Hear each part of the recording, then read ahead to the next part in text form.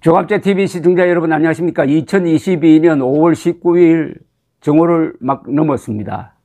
저는 이틀 전에 구입한 책을 읽고 있습니다. 책 제목이 마크 T. 에스퍼 전 미 국방장관이 쓴 회고록입니다. Secret Oath, 신성한 맹세라는 제목의 이 책에는 트럼프 정부 시절에 미국과 한국, 즉 트럼프 행정부와 문재인 행정부가 얼마나 갈등했는지를 생생하게 적고 있습니다. 이 책을 읽어보면은 얼굴이 좀 붉어집니다. 낯이 뜨거워집니다.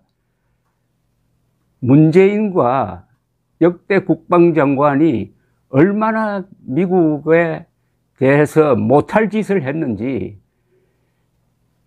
여기에는 이런 장면도 나옵니다. 에스퍼 국방장관이 한국 국방장관과 만나서 나눈 대화가 아니라 일장 연설을 했다는 겁니다. 에스퍼 국방장관이 한국 국방장관을 향해서 성주 사드 이야기를 하면서 그 미군들이 거기서 갇혀가지고 제대로 작전을 수행할 수도 없고 그 기지가 봉쇄되어 가지고 헬리콥터로 물자를 옮기고 그러니까 영구막사에서 생활하지도 못하는 이런 참상에 대해서 어떻게 동맹국으로서 이렇게 할 수 있느냐. 당신들은 계속 고치겠다고 하는데 이럴 수가 있느냐. 그러면 사대를 빼겠다. 옆에 있는 밀리 합참의장에게 90일 이내로 성주 사드 배치를 종료시키는 것 한번 검토해서 보고하라. 이렇게 했다는 겁니다. 물론 그것은 뭐 압박용이었겠죠. 그러면서 한마디를 덧붙였어요. 트럼프도 똑같은 생각이었는데 트럼프가 이렇게 이야기를 했다는 겁니다. 문재인 정부를 상대로 하는 것은 끔찍하다. 호러블이라는 말을 썼습니다. 호러블. 끔찍하다는 말이죠. 끔찍하다.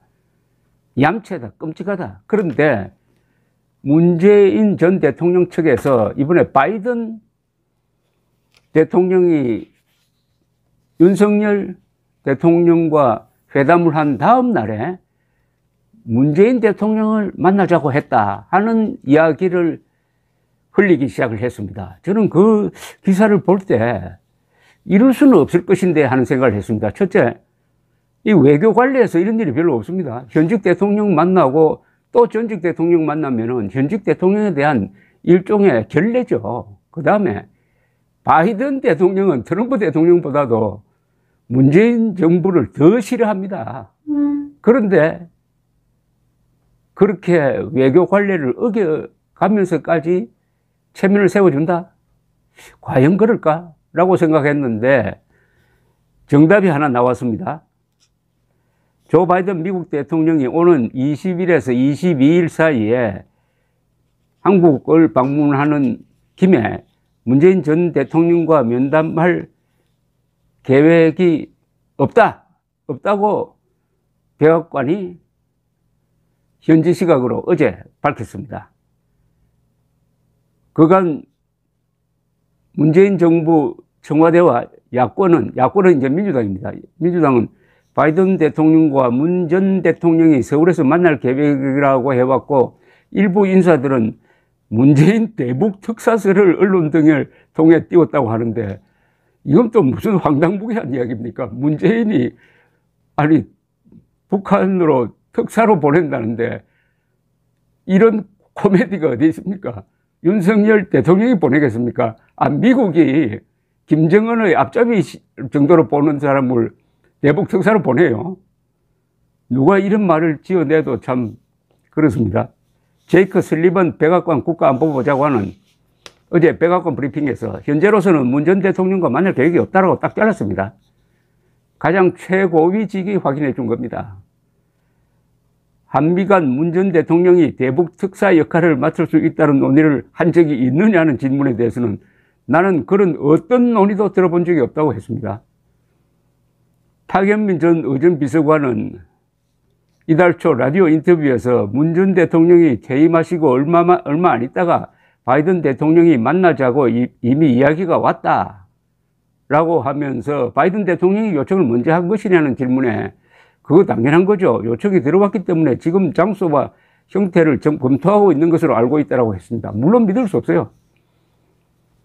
청와대가 그동안에 뿌린 페이크 뉴스, 특히 남북관계, 안보 문제에 대해서 거짓말한 걸 감안한다면은 차라리 김정은 말을 믿는 게 낫지 문재인과 그 측근들 말을 믿으면 안 됩니다. 설사 나중에 사실로 밝혀지더라도 일단 안 믿는 데서부터 출발해야 안전한 겁니다. 설리반 보좌관은 장거리 미사일 실험을 포함한 추가 미사일 실험이나 핵실험 또는 둘 모두가 바이든 대통령의 순방 전이나 후에 일어날 수 있다. 우리가 한국이나 일본에 있는 동안 그런 도발이 일어날 가능성을 포함하여 모든 비상사태에 대비하고 있다. 우리는 한일 동맹 양측과 이 문제에 관해 긴밀히 조정 중이라고 했습니다. 그리고 중국과도 대화하고 있다. 그러니까 중국을 통해서 북한에 핵실험, 미사일 발사하지 말라고 압력을 넣어줬으면 좋겠다는 부탁을 했다는 이야기죠. 오늘 나의 중국 파트너 양재철 중국 공산당 정치국원과 이 문제를 논의했다고 했습니다. 우리는 동맹에 충분한 방위와 억지를 제공하고 있다는 점을 확신시키는데 필요한 군사적 대비 태세를 조정할 준비가 되어 있다. 군사력, 전략적 자산, 뭐 항공모함이라든지 또는 B-52 같은 전략 폭격기 등을 전개할 가능성도 있다는 그런 뜻으로 보입니다. 우리는 어떤 북한의 도발에도 대응하고 있다라고 했습니다. 한편 바이든 대통령은 이번에는 DMZ 비무장지대는 방문하지 않겠다고 했습니다. 윤건영 더불어민주당 의원은 MBC 라디오 김종배의 시선 집중에 출연해가지고 백악관 측이 지금으로선 문 전 대통령과 예정된 면담이 없다는 말을 한 것과 관련해가지고 바이든 대통령이 보자고 연락해 온 것은 분명한 사실이다. 백악관에서 계획이 없다고 이야기한 것도 사실인 것 같다. 라고 했습니다. 분명한 건 문재인 대통령은 가만히 계셨다는 점이라고 했네요. 글쎄요. 뭐 그건 그쪽 주장이고 일단 믿어지지가 않습니다. 우선 바이든 대통령이 상식적으로 판단을 해서 문재인 전 대통령을 의례적으로 만나는 것조차 그게 외교적 결례에 해당할 정도의 사건이 될 것입니다. 그리고 아까 처음 설명해 드렸던 것처럼 바이든 대통령은 지금 윤석열 정부의 등장을 속으로 아주 환영하고 있고 안도의 지금 숨을 쉬고 있는데 여기에 문재인 전 대통령까지 만나가지고 이런 한미 우호 관계를 깰 필요가 있느냐? 윤석열 대통령을 이렇게 자극할 필요가 있겠느냐? 그 계산으로도 안 맞고 더구나 대북 특사설이라는 게 그게 무슨 공상소설에서는 가능하지 아니면 좌파들의 무슨 판타지에서나 가능한 일인데 이걸 사실인 것처럼 그쪽에서 또 먼저 이야기를 했다는 거예요. 이런 이야기는 미국 쪽에서 이야기를 해야지 왜 문재인 쪽에서 먼저 이야기를 해가지고 이렇게 말썽을 만듭니까? 이런 거는 무엇보다도 국가와 국가 간의 관계에서 안 해야 될 짓을 지금 해놓고 좀 황당하게 되니까 우리는 가만히 있었는데 바이든 대통령 측에서 먼저 그 제안을 했다. 뭐 이렇게 이야기하고 있는데 진위는 조금 더 확인이 필요한 것입니다. 그러나 분명한 것은 트럼프가 문재인을 진절머리 나는 존재로 생각했다는 겁니다. 트럼프보다 바이든이 훨씬 남북 문제에 대해서 정도를 지킨 사람입니다.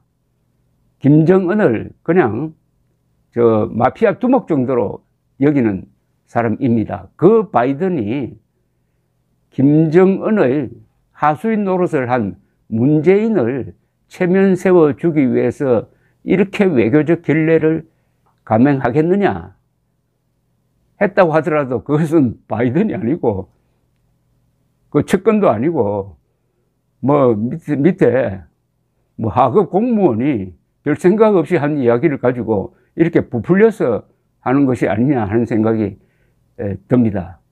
진절머리가 났다. 이게 동맹국이냐. 이런 이야기를 워싱턴에서 지난 몇 년 동안 하다가 그것을 너무나 잘 아는 바이든 행정부가 등장했다면은 아마 문재인이란 말만 나와도 치를 뜨는 사람들이 그 주변에 많다는 것은 우리가 알아둘 필요가 있습니다. 감사합니다.